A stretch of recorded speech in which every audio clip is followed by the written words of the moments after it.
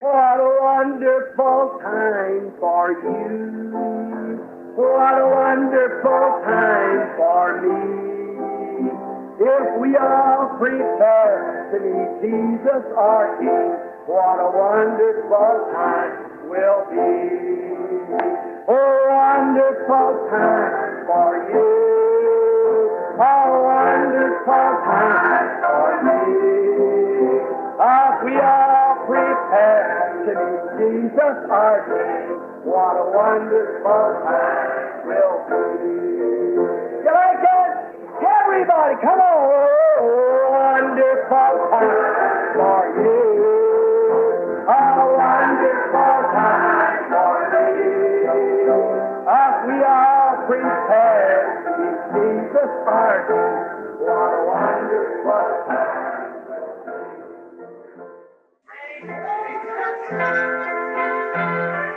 Down in that city, the sun it will never go down. The flowers are blue forever, and the sun it will never go down. I feel like traveling on. I do. I feel like traveling on.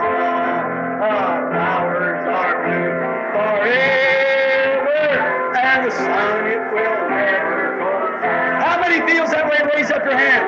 Feel like drowning sometimes. I do. I feel like shouting. I do. The flowers are blue forever, and the sun it will never go down. Agora, que o Senhor acrescente suas bênçãos ao tema Um Profeta Envergonhado. Esta manhã estivemos muito ocupados com um profeta que usava um manto de segunda mão. E sabemos esta noite, pela Escritura desta manhã, que nós mesmos usamos um manto de segunda mão. Nós, o manto. E fico tão feliz por ser um manto de segunda mão, pois esse manto que usamos agora foi imputado por Deus como justiça, por meio de Cristo Jesus. E não estamos usando o manto roído pelas traças, da teologia de algum homem que foi roído pelas traças e grilos e tal, dizendo que os dias dos milagres já passaram. E não existe isso de onipresença do Espírito Santo agora. Mas estamos usando um manto da sua justiça. Não em nossa própria habilidade, mas na habilidade do nosso Senhor Jesus. E quando eu descer ao Jordão, quero estar usando o seu manto, confiando no dele. E a grande sombra da porta que está diante de todos nós, chamada morte, cada vez que nosso coração bate, estamos uma batida mais perto dessa grande fenda que todo homem e mulher tem de atravessar. E quando chegar a essa fenda, junto com vocês, crentes, estou tão feliz em saber que não chegarei lá com isso no coração e na mente de que fiz algo grande. Chegarei lá confessando e sabendo que sou pecador. E sabendo disso, quero me envolver nos mantos da sua justiça com este testemunho de que o conheço no poder da sua ressurreição. Pois quando ele chamar dentre os mortos, eu quero sair. Agora, nossa cena e drama estão preparados esta noite para o nosso tema de outro dia em Israel, que foi várias centenas de anos depois do tempo de Elias. Muitos altos e baixos vieram no reinado de Israel. E agora estamos na cena, esta manhã estávamos na cena onde havia muita imitação carnal. E como que a escola de profetas estava lá treinando para serem profetas.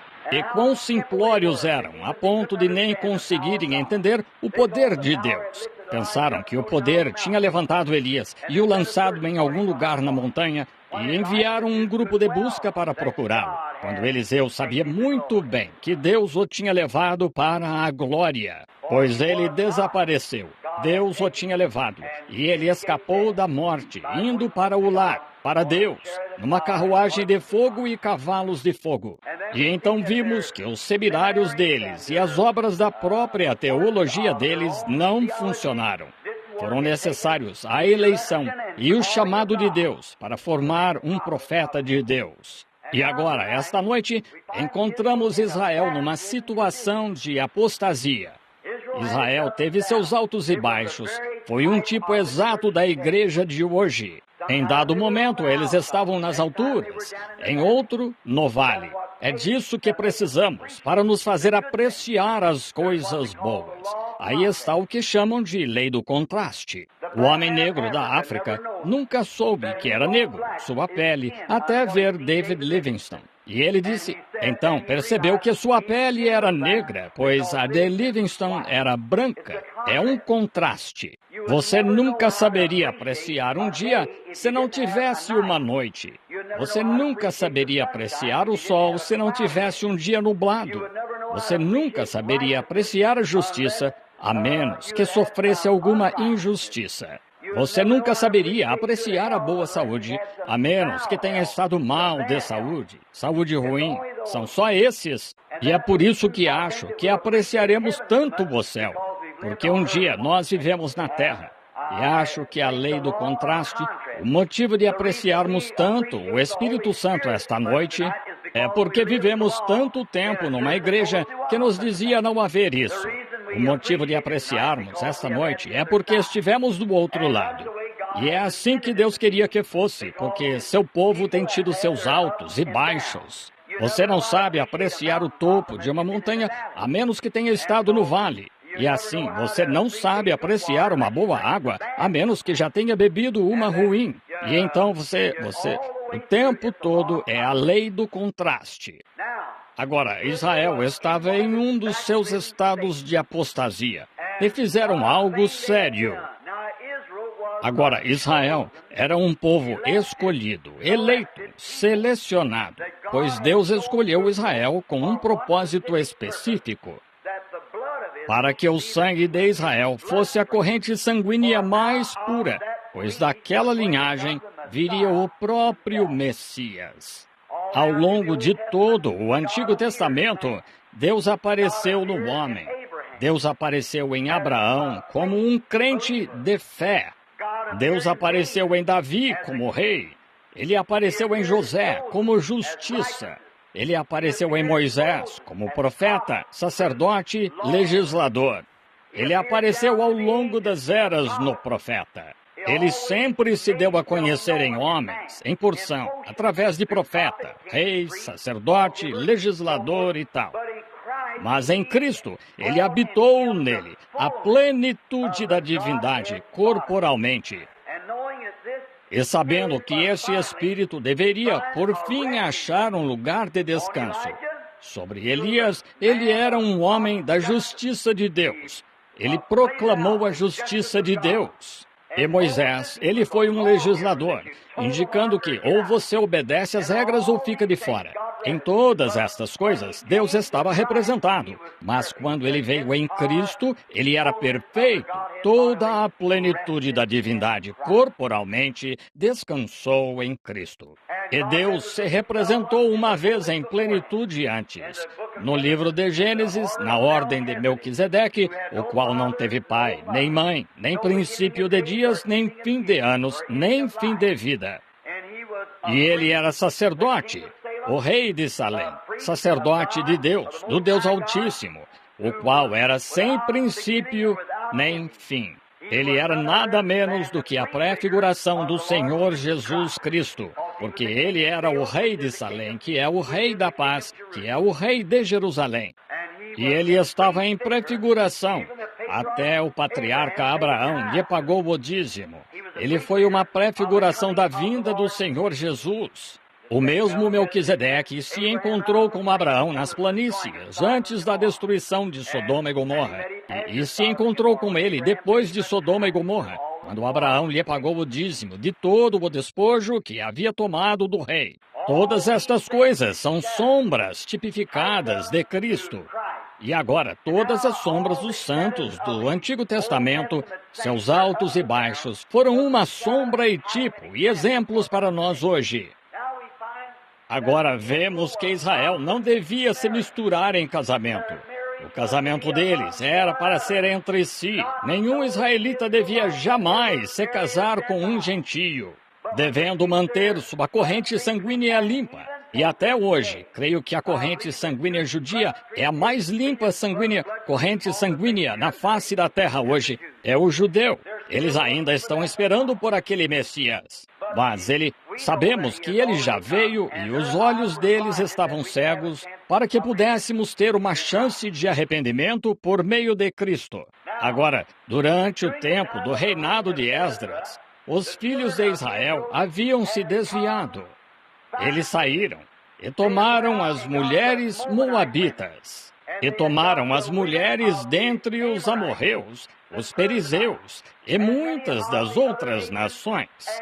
E não só se casaram com elas, mas estavam cometendo fornicação entre eles, imundície, e poluindo a própria corrente sanguínea, que é a corrente da vida.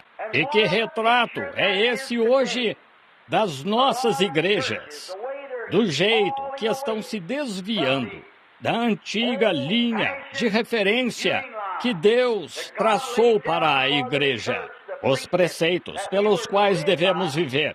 A igreja está cometendo fornicação com o mundo, saiu para o mundo e começou a flertar no mundo. Agora, isso envergonhou tanto o profeta que, quando chegou diante de Deus, ficou envergonhado.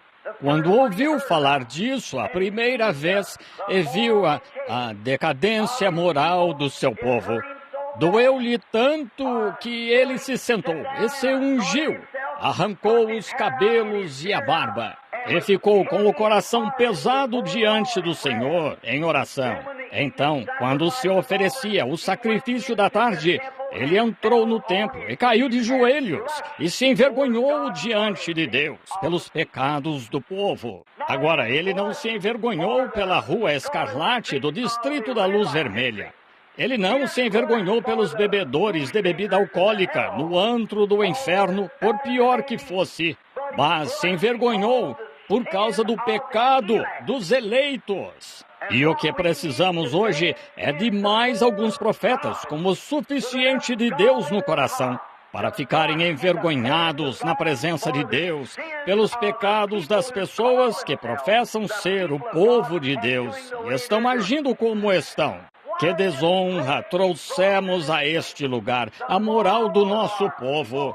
Este não é um assunto fácil do qual falar. Eu poderia pensar em muitas coisas, das quais é mais fácil falar. Mas, irmão, se alguém não se pronunciar neste dia pecaminoso e adúltero em que vivemos, e chamar as coisas pelos seus nomes, o que acontecerá? Alguém tem de falar disso. Alguém tem de apresentá-lo ao povo. Talvez Esdras não quisesse fazê-lo, mas estava em seu coração. E quando você vir um servo de Deus ficar tão sincero, a ponto de estar prostrado sobre seu rosto, com as mãos estendidas, orando a Deus e se envergonhando por causa da iniquidade do povo, então você verá um reavivamento começar. Um homem não pode ficar na presença de Deus. Uma igreja não pode ficar na presença de Deus com arrependimento sem que o Espírito Santo desça e dê unção e poder para começar um mover de Deus aí entre essas pessoas. Tem de acontecer. Mostre-me um homem. Mostre-me outro Calvino, Knox, Finney, Sankey ou qualquer um que sinta o fardo das pessoas, que se prostre sobre seu rosto e clame e ore diante de Deus. Que nos envie de novo um John Smith da Igreja Batista, que orava a noite toda pela iniquidade do povo, a ponto de seus olhos estarem fechados e tão inchados na manhã seguinte, de tanto chorar, que sua esposa tinha de levá-lo à mesa e lhe dar o café da manhã com uma colher. Mostre-me um João Wesley de novo, um tição arrancado do fogo, e eu lhes mostrarei um reavivamento. O que estão fazendo hoje? Estamos dando tapinhas nas costas. Estamos chamando isso e aquilo de reavivamento, quando não há reavivamento nisso. Isso mesmo. Há uma agitação de emoção religiosa entre as pessoas, mas não reavivamento. Eles tinham um grupo religioso naquele dia, tinham uma agitação naquele dia, mas precisavam de um reavivamento. Ora, meu amado irmão e irmã, a moral desta nação se tornou tão baixa que envergonharia um cão, faria um cão se envergonhar se fosse possível. A imoralidade do nosso povo. As pessoas, mesmo anos atrás, as coisas que temos, a nação tem feito, as coisas que o povo tem feito, é tudo falta de oração. A igreja que não cria em cinema, eles não deixavam os filhos irem ao cinema. Eles se abstinham do cinema. E hoje, ora, colocaram o cinema em sua própria casa. Cada casa tem uma televisão. Quando achavam ser errado beber cerveja, quando pensavam, John Barleycorn, que sujeito vulgar ele era. Hoje, 60% dos que se chamam de cristãos tomam uma bebida social pelo menos uma vez por ano. Então fazem uma grande farra no Natal, quando fazem sua celebração. Porque adotaram a instrução para tomar o lugar da salvação. Nunca tomará. O que precisamos é de um reavivamento. Colocamos curativo no calo e o tiramos. Outro curativo no calo e o tiramos. E vemos que a dor ainda está ali. O que precisamos hoje não é de regeneração social, nem de conversas intelectuais. O que precisamos hoje é de uma transfusão de sangue à antiga enviada por Deus do céu. Os curativos para calos não adiantarão. Estamos anêmicos. Precisamos de uma transfusão de sangue. Precisamos voltar ao evangelho à antiga, que clama por arrependimento diante de Deus. E não de uma confissão de olhos secos, de apertos de mãos, mas de um reavivamento do Espírito Santo, enviado por Deus, com a posse da purificação do sangue do Senhor Jesus Cristo em cada coração humano. Precisamos que comece um reavivamento na igreja e se espalhe por toda a nação. Morreremos, pereceremos, estamos acabados sem esse tipo de reavivamento. Não aguento mais ver o que chamam de pequenos reavivamentos mesquinhos de Hollywood, onde as pessoas chegam e ficam emocionalmente agitadas por algumas horas ou um dia ou dois, ou uma semana ou duas, e saem e ficam nisso. Irmão, você pode estar estimulado por um reavivamento. Você pode ter emoção, você pode ter boas intenções, todas essas coisas estão bem, mas não precisamos disso hoje. Precisamos de um batismo do Espírito Santo para mudar a emoção e o intelecto e a visão, os hábitos, a vida das pessoas e colocá-las de volta no caminho certo. Com exceção de uma transfusão de sangue do Calvário, todas as nossas reformas de nada adiantam. Não precisamos de uma ONU. Temos uma ONU lá e o que eles fizeram, o nome de Deus nunca é invocado. Eles têm medo de invocá-lo. Certa vez, um grupo de ministros lhes perguntou por que não oraram. Disseram que poderia ofender alguém, um dos que não criam em Deus. Oh, o que precisamos é de um reavivamento. Não faz diferença se ofender alguém. Temos de pregar o Evangelho e mostrar o que há dentro de nós. Isso mesmo, eu não lhe daria 10 centavos por qualquer programa que deixasse Deus de fora, seja a ONU ou os 4 grandes, seja o que for, até que esta nação desperte para o fato que estamos morrendo sem o sangue do Senhor Jesus Cristo, até que os indivíduos despertem para o motivo de estarmos morrendo.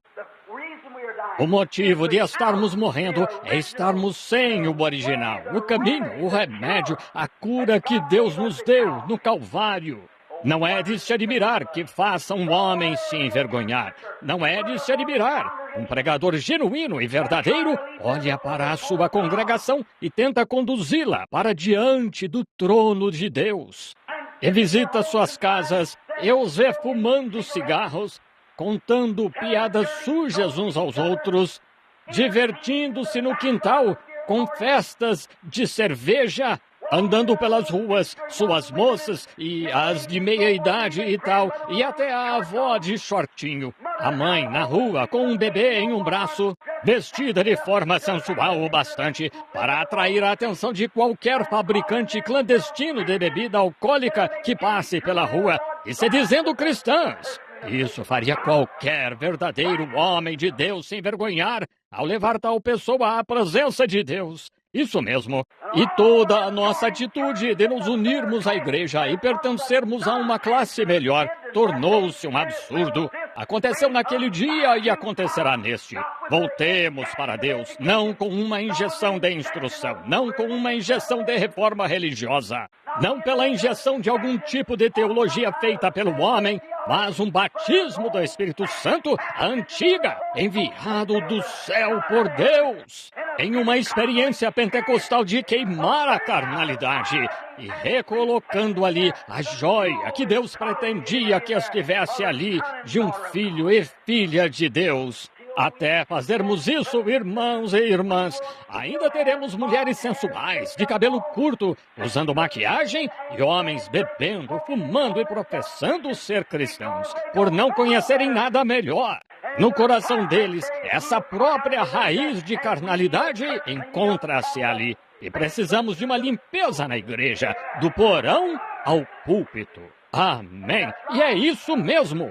O que precisamos hoje é de alguns profetas que sintam vergonha. Deus, às vezes as pessoas vêm à fila de oração para receber oração. Parece que estão indo a uma casa de má fama. Isso mesmo. Vindo pedir algo a Deus e parecendo uma Jezabel. O que precisamos hoje é de uma faxina da casa e de um aquecimento do coração de profetas de Deus que se levantem no púlpito e denunciem isso e digam o que é certo e o que é errado e preguem o evangelho sem fazer concessões, a ponto de pecadores caírem no chão e chorarem até Deus enviar o Espírito Santo para limpar a vida deles. Amém. Sabemos que isso está certo. Isso mesmo.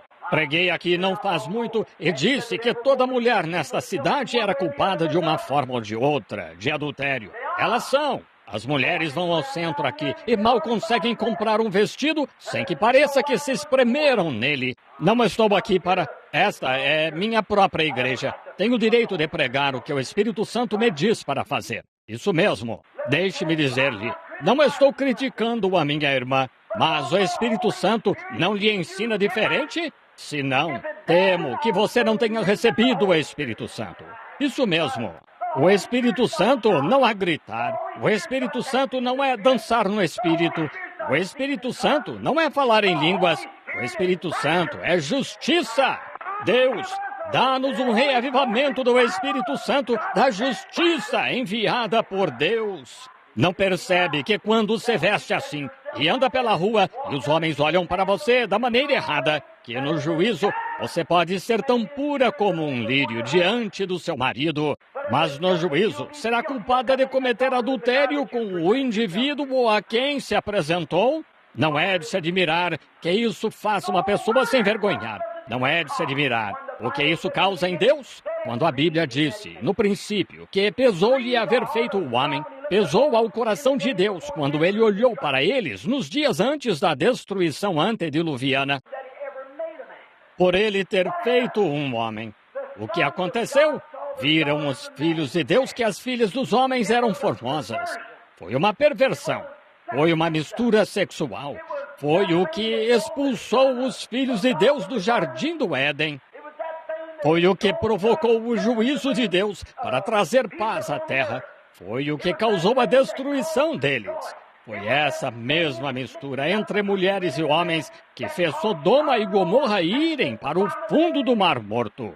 Foi dito pelos profetas, foi dito pelo Senhor Jesus que, como aconteceu naqueles dias, assim será antes da vinda do Filho de Deus. Olhamos hoje e vemos que a igreja está seguindo o padrão, não da Bíblia, de Ruth e de Noemi e de Sara e daquelas da Bíblia. Mas até as mulheres da igreja estão seguindo o padrão de Hollywood e as próprias influências do diabo. E como nosso povo, que se diz cristão, sai aqui e segue os caminhos desse homem mau. Esses discos de Elvis Presley, seja qual for o seu nome, uma das pessoas mais iludidas e possuídas pelo diabo de que já ouvi falar na vida. Arthur Godfrey e outros assim. E ouvem esse tipo de bobagem em seus rádios e se recusam a ouvir o sermão do Evangelho pregado na Bíblia. Deus tenha misericórdia de vocês. Que tipo de espírito temos entre nós? Isso mesmo. Não é de se admirar que o profeta de Deus tenha sentido vergonha diante do Senhor. Ele sabia que isso era injustiça. E ele se levantou e defendeu o caso e disse a Deus: somos injustos. E somos amigos, até podermos voltar a esse ponto de transfusão de sangue.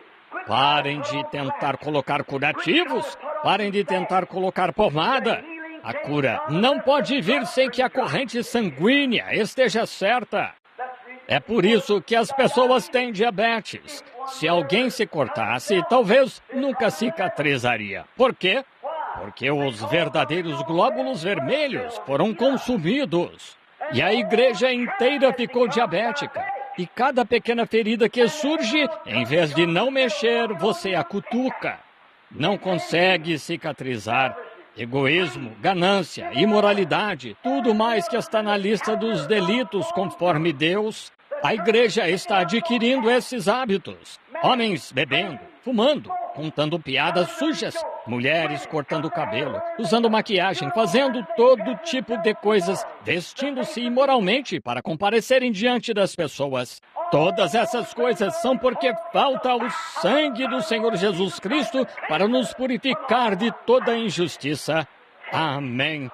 Isso pode parecer severo, claro que é severo, mas é a verdade. Se não proclamarmos com firmeza os juízos do Deus Todo-Poderoso, vocês serão pegos um dia destes em uma explosão atômica aqui, que enviará toda a alma para a eternidade, para ir ao encontro de um Deus que só reconhecerá o sangue do seu Filho, Cristo Jesus. Meu conselho para vê-lo se colocarem sob o sangue, meu conselho a vocês é que se acertem com Deus. É meu conselho a vocês. Bem, por que não podemos ter fé? Por que não podemos ter maiores curas do que as que temos? Por que não podemos nos edificar solidamente? É porque estamos colocando curativos para calo, porque estamos colocando curativos, colocando pedaços de fita. Estamos tentando encobrir isso em vez de dizer que precisamos de uma transfusão. Estamos sem sangue, estamos sem Cristo. Não se deixe enganar. Não deixe o diabo lhe dar tapinhas no ombro dizendo: bem, eu vou à igreja. O diabo também vai. Isso mesmo. Ele com certeza foi. Subiu até Deus, foi à igreja lá no céu. Chegou diante do trono de Deus com os filhos de Deus. Sentou-se com eles, teve uma audiência com Deus. Ele disse: onde tens estado? Disse: andando para lá e para cá, de um lado para o outro da terra. Foi onde ele esteve. Assim, o diabo vai à igreja. O diabo pertence à igreja. O diabo age como cristão. Ele é um enganador. E se ele não agisse como cristão e agisse como igreja, ele não seria um enganador. Ninguém poderia ser enganado. A única coisa é que são diferentes, como preto e branco. São contrários um ao outro. Mas a Bíblia disse que seria tão parecido que enganaria até os eleitos, se possível. Esse espírito no último dia, amigos, aí estamos. Está na hora dos profetas de Deus. Oh, irmão, dos pregadores, se preferirem, por toda a nação, caírem sobre seus rostos. Todavia, há 19 milhões de igrejas batistas, ou melhor, 19 milhões de batistas nos Estados Unidos, 13 milhões de metodistas, 11 milhões de luteranos, 10 milhões de presbiterianos. Misericórdia, pensem nisso. E constantemente vão ao jogo de bola, ao divertimento, e na quarta-feira à noite, e às vezes no domingo à noite, ficam em casa para ouvir televisão e rádio, com velhas piadinhas e gracejos que trazem de Hollywood. A alma deles anseia por algo desse tipo, quando você deveria estar com sua Bíblia em algum lugar, prostrado de joelhos diante de Deus, orando pelos pecados do país. E eu sou culpado com vocês. Já tomei minha decisão. Pela ajuda e graça de Deus, se nosso Deus me der forças para fazê-lo, estou determinado a prosseguir para o alvo da soberana vocação em Cristo Jesus, até que a morte me liberte. Que Deus seja meu ajudador para fazê-lo. Ajuda-me, é a minha oração. Ao ver as obras e as coisas que tenho visto, e vocês têm visto, e está ficando para trás, e se tornando uma anemia espiritual. E este tabernáculo, que é conhecido em todo o mundo, este pequeno recinto de blocos de concreto situado na esquina, Deus os elevou perante a nação. Isso mesmo. Penso no que Davi, certa noite, quando disse: eis-me aqui, morando em casa de cedro, e a arca do meu Deus mora numa tenda. Ele disse: eu lhe edificarei uma casa. O profeta Natã disse: faze tudo quanto está no teu coração, porque Deus é contigo. He lives, Christ Jesus lives today. He walks with me and talks with me along that narrow way. He lives, salvation to impart. You ask me how I know He lives.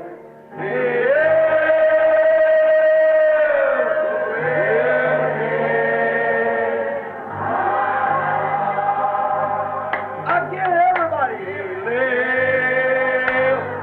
lives, Christ Jesus lives today.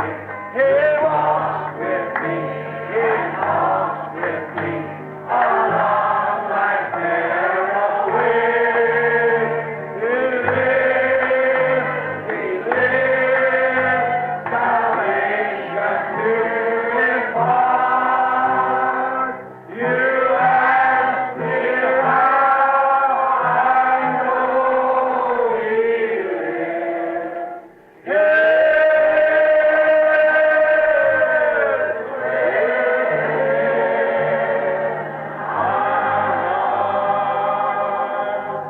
Let this great audience say, hallelujah.